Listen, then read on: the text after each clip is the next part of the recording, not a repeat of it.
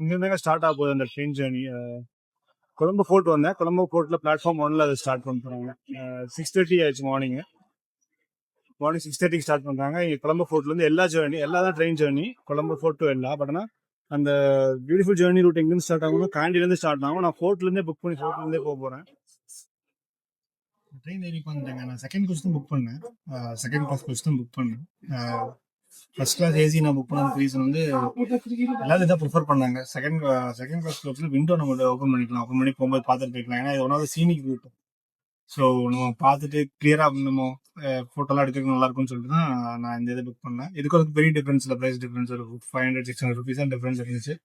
பரவாயில்ல, இதே போகலாம். நம்ம சீனிக் ஜர்னி தான் முக்கியம்னு சொல்லிட்டு நான் இதே புக் பண்ணிட்டேன். ட்ரெயினும் ஃபுல்லாக சேர் கார் டைப் தான். எங்கள் ஊரில் ஸ்லீப்பர் கோச் இருக்கிற மாதிரி அதெல்லாம் இல்லை. ஏன்னா டே ஜர்னிங்கன்னா மார்னிங் ஜர்னிங்கன்னா சேர் கார் தான். அப்புறம் ட்ரெயினோட கோச்சில் காட்டுறது சீட்டிங் அரேஞ்ச்மெண்ட்ஸ் அந்த மாதிரிலாம் இருக்கு.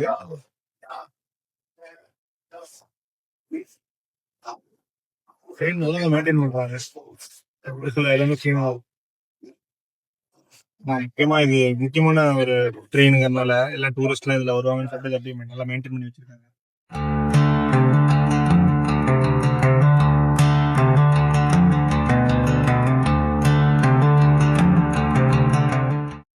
ட்ரெயின் ஜேர்னிக்கு நான் வந்து 6,000 ஸ்ரீலங்கன் பே பண்ணியிருக்கேன்.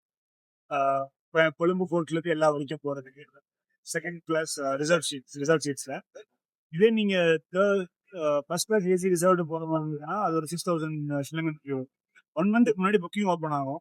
ஸ்ரீலங்கன் அஃபிஷியல் வெப்சைட்லேயே போயிட்டு ஸ்ரீலங்கன் ரயில்வே வெப்சைட்லேயே போய் நீங்கள் புக் பண்ணிக்கலாம். 1 மந்த் முன்னாடி அப்ராக்சிமேட்டாக ஓப்பன் ஆகும்.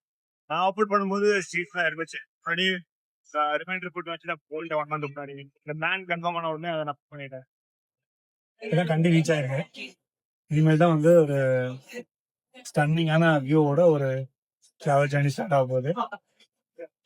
இனிமேல் பார்ப்போம் எப்படி போகுது அப்படின்னு.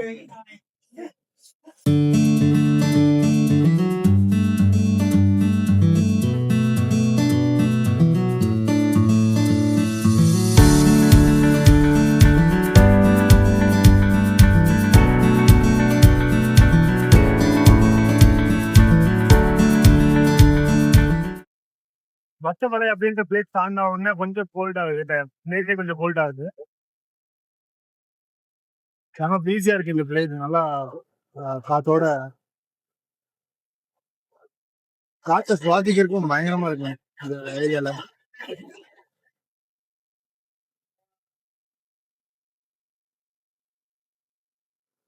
இந்த சைடு பாத்தீங்கன்னா ஃபுல்லா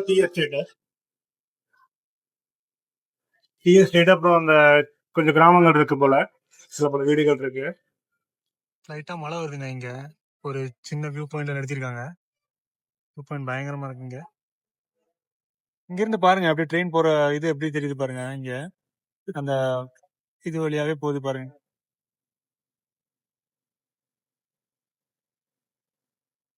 எல்லாம் போற வழியில ஃபுல்லா டீ எஸ்டேட்டாங்க. மேக்சிமம் இங்க வந்து டீ தான் மெயின் பிசினஸ் நினைக்கிறேங்க. டீ தான் மெயின் பிசினஸ் வச்சு பண்ணிட்டு இருக்காங்க. ஒகேசா ஹில் ஸ்டேஷன் நிறைய இடத்துல டீ ஈஸியா பிளான் பண்ணக்கூடிய ஒரு இது. அதனால அது ஒரு முக்கியமான ஒரு ஆக்டிவிட்டிஸ் இங்க பண்றாங்க.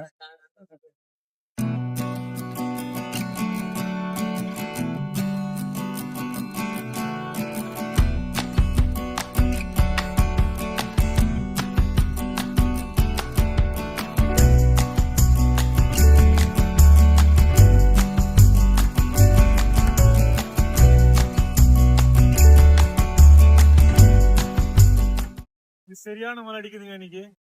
பயங்கரமான மழை இங்க.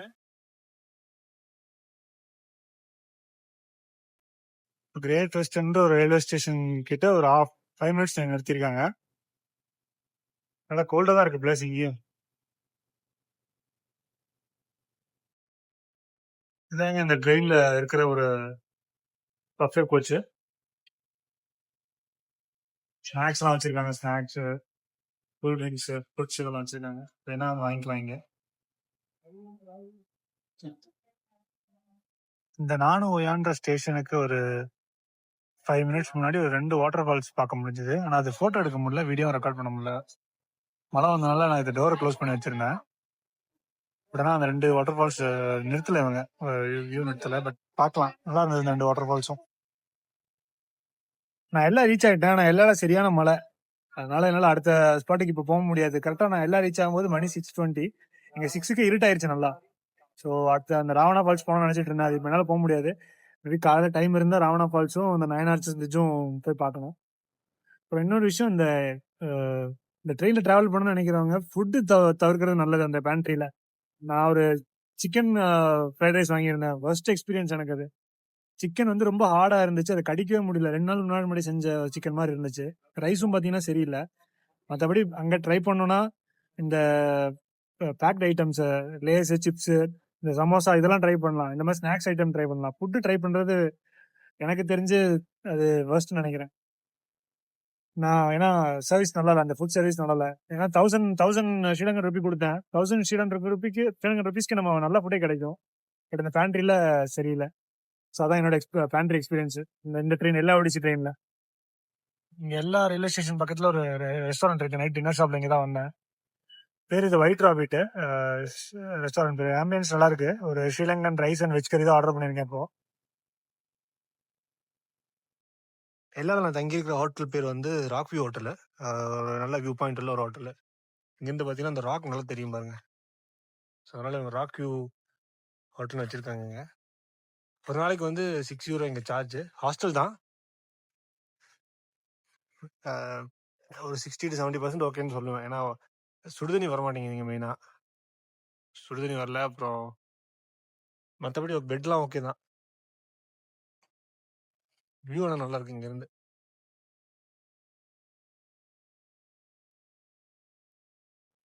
மேக்ஸிமம் எல்லாம் வரணும்னா எல்லாம் வரதுக்கு ஒரு நாள், போகிறதுக்கு ஒரு நாள், 2 நாள் ஆகிடும். ஸோ 3 நாள் பிளான் பண்ணிங்கன்னா ஒரு நாள் இங்கே ஸ்டே பண்ணிட்டு 2 days வந்து ட்ராவலிங் டைம் யூஸ் பண்ணிக்கலாம் எல்லாம் வரணும்னா.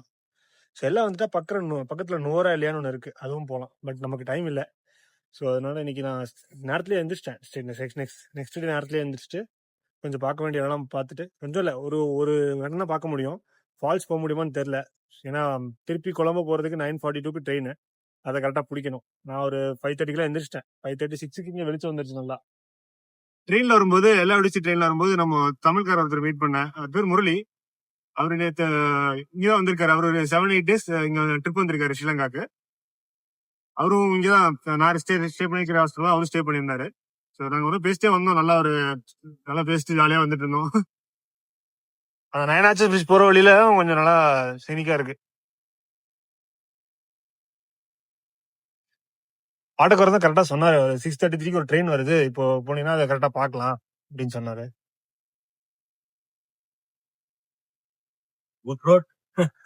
ரோடு பாருங்க எப்படி இருக்கு, இறக்கமா இருக்கு நல்லா.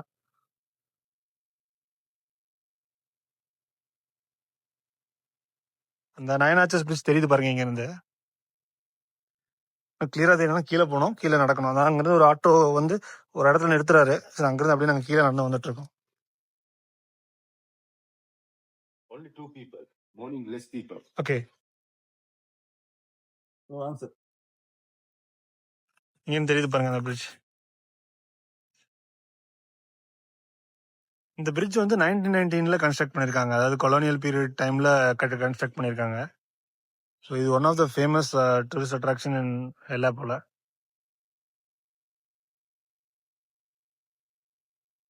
வரவங்க இங்க வந்து நிறைய பேர் போட்டோ எடுத்துக்கு. நம்ம சீக்கிரம் வந்தனால இங்க அவ்வளவா கூட்டம் இல்லை. நிறைய பேர் என்னன்னா ஃபாரினர்ஸ் நிறைய பேர் வந்து இங்க இந்த பிரிட்ஜ்ல போட்டோ எடுத்துட்டு போயிடுவாங்க. அங்க பாத்தீங்கன்னா கொஞ்சம் பேர் ட்ரெக்கிங் பண்ணி வருவாங்க பாருங்க. அந்த சைடு ட்ரெக்கிங் பண்ணி இந்த பக்கம் வந்துட்டு இருக்காங்க இந்த ஆச்சுக்கு. அது ஒரு ரூட் இருக்காங்க, ஒரு ட்ரெக்கிங் ரூட் இருக்காங்க. இந்த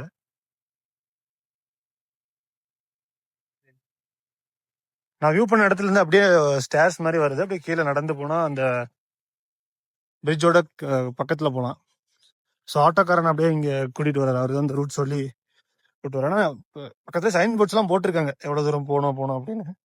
இந்த ரூட்ல வந்தீங்கன்னா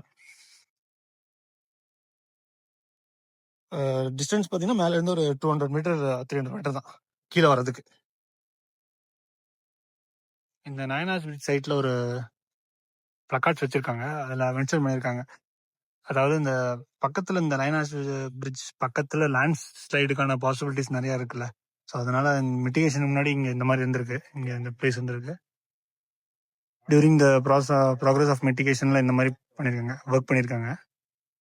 ஸோ ஆஃப்டர் வந்து இந்த மிட்டிகேஷன் ப்ராசஸ் எல்லாம் முடிஞ்சதுக்கப்புறம் இந்த மாதிரி இருக்கு. இங்கே பார்த்தீங்கன்னா தெரியும் உங்களுக்கு, இந்த லேண்ட் ஸ்லைடு ஆகாமல் இருக்கிறதுக்காக அவங்க இது பண்ணியிருக்காங்க. இங்கே பாருங்க, இந்த டஸ்ட்பின்ஸ் எல்லாம் போடுறதுக்கு ஒரு மெத்தட் வச்சிருக்காங்க பாருங்க. பேஸ்கெட் பாலோட இது மாதிரி வச்சு டஸ்ட்பின் உள்ள த்ரோ பண்ணுறதுக்கு வச்சிருக்காங்க. பாட்டில்ஸ் எல்லாம் இங்கே த்ரோ பண்ணிக்கலாம். இங்கே ஒன்று இருக்கு, இந்த பார்ட் ஆஃப் த சைடு ஒன்று இருக்கு. அப்புறம் அந்த சைடு ஆப்போசிட் சைடில் ஒன்று வச்சிருக்காங்க. இந்த பிரிட்ஜோட அந்த சைடில் ஃபுல்லாக பாக்கு மரமா இருக்கு பாருங்க. ஃபுல்லாக பாக்கு மரம் தான். வியூ நல்லா பயங்கரமா இருக்கு இங்க இருந்து. ஸோ பதுலாலேருந்து கொலம்போ போகிற ட்ரெயின் இந்த வழியாக தான் வரும். இங்கேருந்து நம்ம அப்படியே போகிறோம். இந்த சைடு வரனால நம்ம அந்த பக்கம் போனால் கொஞ்சம் வியூ நல்லா கிடைக்கும். அதான் இங்கேருந்து நடந்து போயிட்டு அங்கேருந்து வியூ பார்த்தோம்னா கிளியராக கிடைக்கும். பிரிட்ஜில் ட்ரெயின் வர வியூ வந்து கூகுளில் நிறைய பிக்ஸ் இருக்கும், அதெல்லாம் கொஞ்சம் ஃபேமஸான பிக்ஸ் தான். ஸோ அதை இன்னைக்கு எடுக்க முடியுமான்னு பார்க்கணும். இங்கேருந்து இந்த டனல் அயனாச்சர் பிரிட்ஜ் அந்த கிராஸ் பண்ணுற இது வந்து டனல் இருக்கு பாருங்க.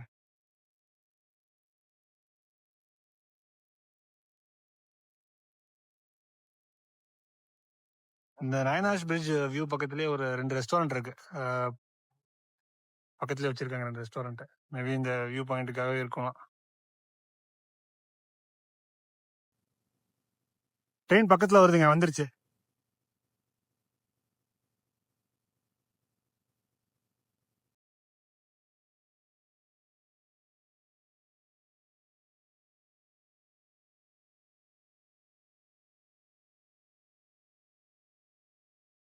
எல்லா சிட்டி சென்டர்லேருந்து ஒரு 6 கிலோமீட்டர் தாண்டி வந்தோம்னா ஒரு வாட்டர் ஃபால்ஸ் இருக்கு. இது பேர் ராவணா வாட்டர் ஃபால்ஸுங்கிறாங்க. இங்க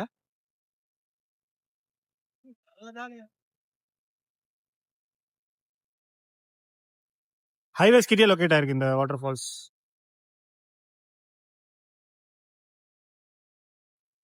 அங்க ஒரு வார்னிங் சைன் போர்டு போட்டிருக்காங்க. அந்த வார்னிங் சைன் போர்டில் தான் வந்து குளிக்க அலௌட் இல்லைன்னு போட்டிருக்காங்க. ஸோ வந்து பார்த்துக்கலாம் இதை, அவ்வளோதான்.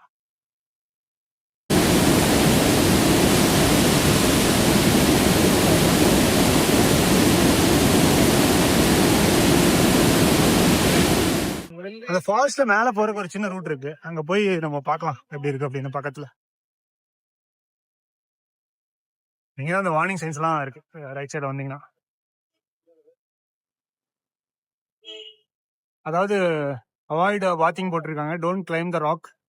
டெத் டோட்டல் வந்து 36 பீப்புளாம் இது வரைக்கும் ஆயிருக்கிறது.